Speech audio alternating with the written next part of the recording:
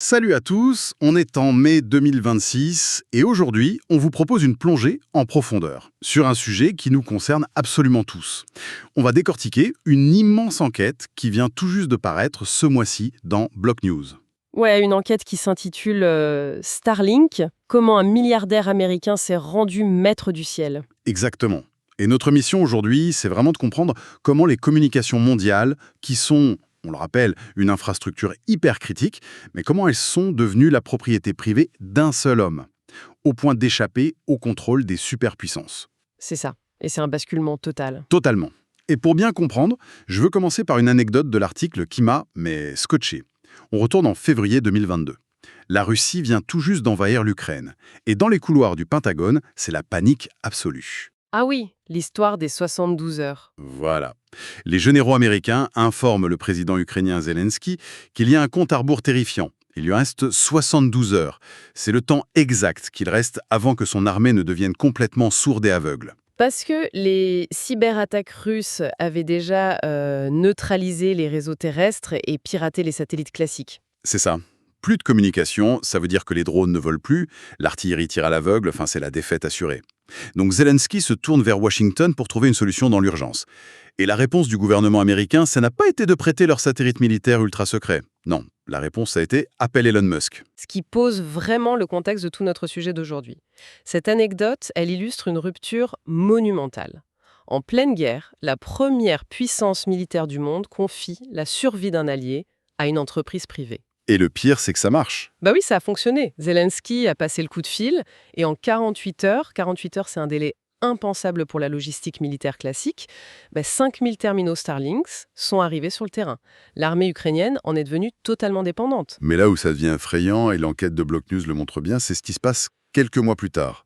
En octobre 2022, Musk n'est pas d'accord avec Joe Biden sur une question politique. Et qu'est-ce qu'il fait? Il coupe unilatéralement l'accès à Starlink au-dessus de la Crimée. En plein milieu d'une offensive. Ouais. Il paralyse les forces ukrainiennes juste avec un bouton.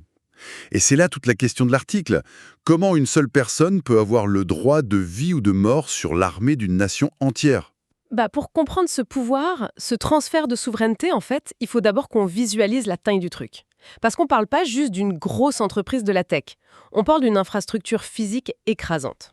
Et justement, les chiffres rapportés pour ce mois de mai 2026, ils donnent le vertige. Tu peux nous donner les données de l'enquête? Ouais, alors accroche-toi. Aujourd'hui, Starlink, c'est 10 020 satellites en orbite. 10 000. C'est dingue. Et ça représente 65% de tous les satellites actifs au-dessus de nos têtes. 6 satellites sur 10 t'appartiennent. Et ils ont 10 millions d'abonnés dans 160 marchés. Et l'entreprise pèse combien aujourd'hui? Block News l'évalue à 227 milliards de dollars. Mais le plus fou, c'est que leur objectif final, c'est pas 10 000. C'est 42 000 satellites. Attends, c'est démentiel. Et si on regarde la concurrence, pour mettre en perspective pour ceux qui nous écoutent, OneWeb, ils ont 648 satellites. Amazon Kuiper, on en parle depuis des plombes, ils en ont à peine 200. Et le super projet européen IRIS-2, c'est 170. Donc Starlink a 15 fois plus de satellites que tous ses concurrents réunis. C'est ça. Pour utiliser une analogie, c'est un peu comme si une compagnie privée possédait soudainement 65% de toutes les autoroutes de la planète et qu'elle avait le droit de dire « toi tu roules pas » quand elle veut. Mais comment les gouvernements ont pu laisser faire ça? Il n'y a pas des lois anti-monopole ou... La réponse courte, c'est qu'il n'y a zéro régulation internationale. Rien. Le vide absolu. Zéro. Mais comment c'est possible? L'article cite Victoria Valdivia Cerda, qui est chercheuse en politique spatiale. Elle explique que ce vide juridique, c'est un échec de l'imagination. Les traités de l'espace, ils datent de la guerre froide. Ouais, les années 60, quoi. Exactement. À l'époque, lancer un satellite, c'était un projet d'État qui prenait 10 ans.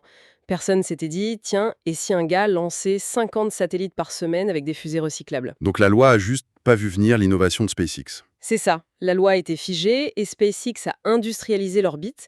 Et ce vide, il nous amène à la conséquence la plus troublante de l'enquête. L'infrastructure est devenue tellement massive qu'elle a transformé son propriétaire en acteur géopolitique. Acteur géopolitique, ouais, c'est le mot. Starlink remplace carrément la souveraineté des États maintenant. Et Block News donne des exemples hyper concrets.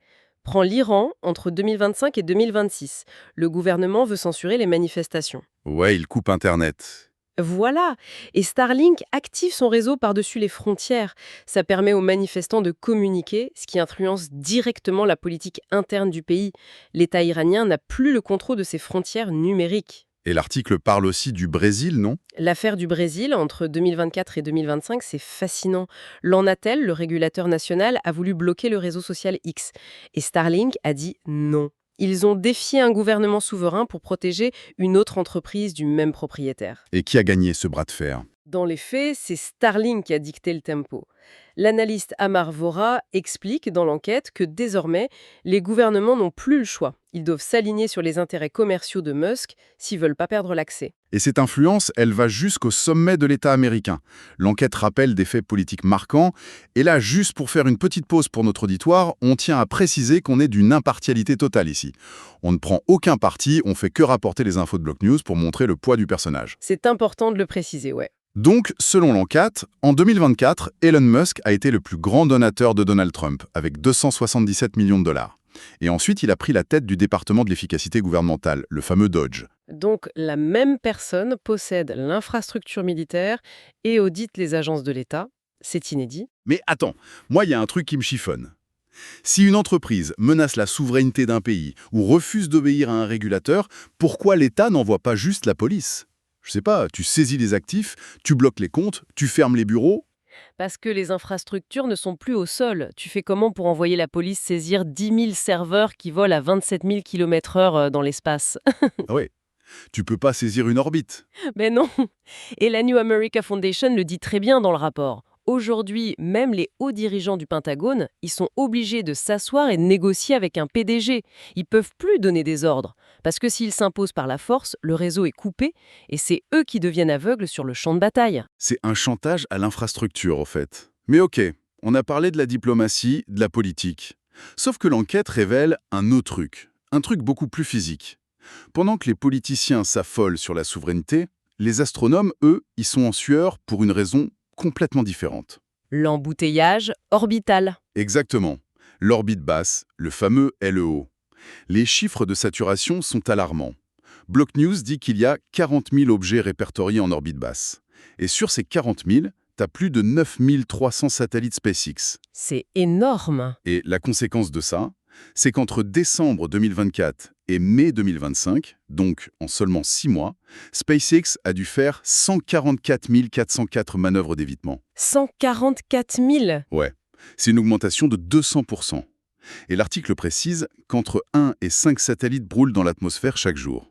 Moi, l'analogie qui m'est venue en lisant ça, dis-moi ce que t'en penses. Vas-y. Imagine que le ciel, c'est une patinoire géante. Quelqu'un vient d'ouvrir les portes et a lâché 10 000 patinaires professionnels. Ils vont à des vitesses hypersoniques.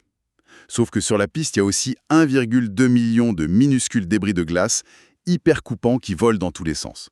C'est exactement ça. Et à cette vitesse, le moindre débris de la taille d'une bille, ça a l'énergie d'une grenade. Mais comment ils font pour pas se rentrer dedans tout le temps? Tout est automatisé. C'est des algorithmes qui gèrent l'évitement. L'humain est beaucoup trop lent pour réagir. Et c'est là qu'est le vrai cauchemar. L'astronome Jonathan McDowell de Harvard avertit que le danger, c'est pas le trafic quotidien, c'est la perte de contrôle de cet algorithme. Genre un bug? Un bug informatique global ou même une grosse tempête solaire qui grille les capteurs. Si le système automatisé de SpaceX tombe en panne, McDowell estime qu'on a exactement 3 jours. 3 jours avant. Avant quoi? 3 jours avant qu'une cascade de collisions ne détruise tout. Le fameux syndrome de Kessler. Un satellite en percute un autre, ça crée de milliers de débris, qui percutent d'autres satellites, et ça s'emballe. En quelques jours, on perdrait toutes les opérations spatiales pour une génération entière. Et c'est déjà arrivé les crashs comme ça? L'enquête mentionne l'incident de janvier 2026, tu t'en souviens? Un débris de déploiement Starlink a coupé les communications d'un vaisseau scientifique. L'industrie a dit que c'était une anomalie mineure, mais les scientifiques voient ça comme un avertissement direct. Un avant-goût de la catastrophe.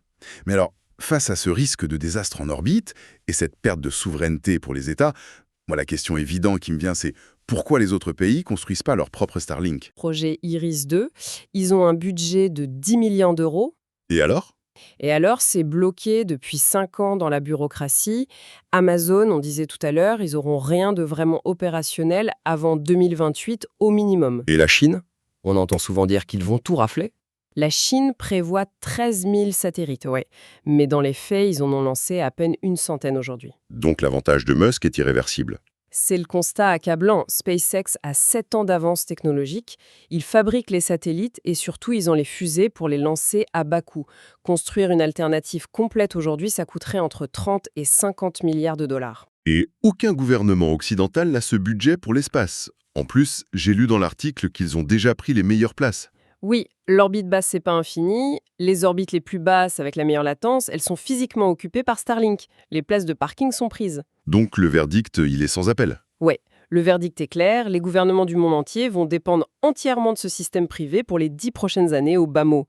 La course à l'espace pour Internet, elle n'est pas en train de se jouer, elle est terminée. C'est fou. Pour résumer l'importance de cette enquête pour tous ceux qui nous écoutent aujourd'hui, pourquoi on doit s'en soucier?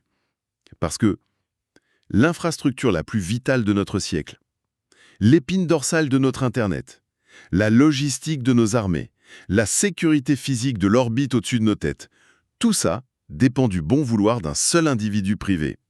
Les gouvernements ont laissé passer le train, ils ont raté le moment de réguler tout ça. L'ère de la souveraineté totale de l'État sur ces infrastructures critiques, c'est fini. C'est complètement révolu, ouais. Et ça amène une réflexion beaucoup plus large pour conclure. Si un seul individu a réussi à s'approprier l'orbite de la Terre juste parce que personne n'avait pensé à écrire une loi pour l'en empêcher, on peut se demander quelle sera la prochaine étape. C'est-à-dire, Quelle sera la prochaine ressource commune de l'humanité à être privatisée?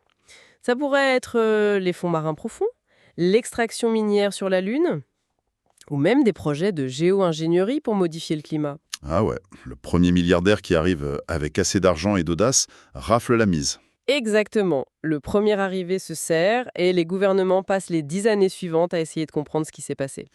Ça laisse vraiment à réfléchir. Merci à tous d'avoir suivi cette analyse et on se retrouve très vite pour creuser un nouveau sujet.